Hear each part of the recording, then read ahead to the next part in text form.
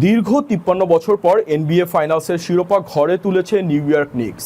কিন্তু এই ঐতিহাসিক জয়ের আনন্দ মুহূর্তের মধ্যেই রূপ নিয়েছে চরম উন্মাদনা আর তাণ্ডবে। নিউ ইয়র্কের বিখ্যাত টাইমস স্কোয়ারে জড়ো হওয়া হাজার হাজার উন্মত্ত ভক্ত মেতে ওঠে নজিরবিহীন ধ্বংসযজ্ঞে। একাধিক স্কুল বাসে ভাঙচুর চালানো হয়, একটি বাসে আগুন ধরিয়ে দেওয়া হয় এবং পুরো এলাকা জুড়ে সৃষ্টি হয় চরম বিশৃঙ্খলা। ভাইরাল ভিডিওতে ধরা পড়েছে সেই আতঙ্কের রাতের অবিশ্বাস্য সব দৃশ্য।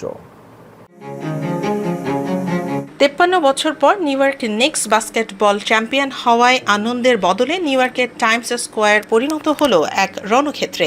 জয়ের উন্মাদনায় উন্মত্ত হাজার হাজার ভক্ত মাঝ রাতেই রাস্তায় নেমে মেতে ওঠে চরম ভাঙচুরে। পরিস্থিতি এতটাই ভয়াবহ রূপ নেয় যে উন্মত্ত জনতা বেশ কয়েকটি স্কুল বাস ভেঙে চুরমার করে দেয় এবং একটি বাসে দাউ দাউ করে আগুন ধরিয়ে দেয়। 14 জুন রাতে নিক্সের ঐতিহাসিক জয়ের পর টাইমস স্কোয়ারের 42 স্ট্রিট সাবওয়ে স্টেশনের সামনে জড়ো হয় হাজার হাজার মানুষ। কিন্তু কিছুক্ষণের মধ্যেই সেই উদযাপন রূপ নেয় চরম সহিংসতায়। উন্মত্ত সমর্থকরা রাস্তায় পার্ক করে রাখা স্কুল বাসগুলোর ওপর চড়াও হয়। বাসের হুড, লুকিং গ্লাস এবং গ্রিল টেনে হিঁচড়ে ছিঁড়ে ফেলা হয়।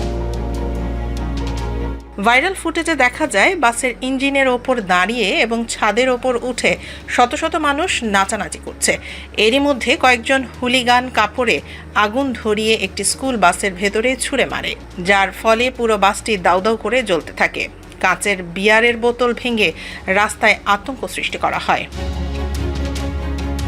গাড়ির মালিক এবং চালকরা নিজেদের বুক দিয়ে বাস রক্ষা করার চেষ্টা করলেও উন্মাদ জনতার হাত থেকে রেহাই পাননি। একজন চালক আক্ষেপ করে বলেন, এই ভাঙচুরের পুরো টাকা আমার পকেট থেকে কাটা যাবে।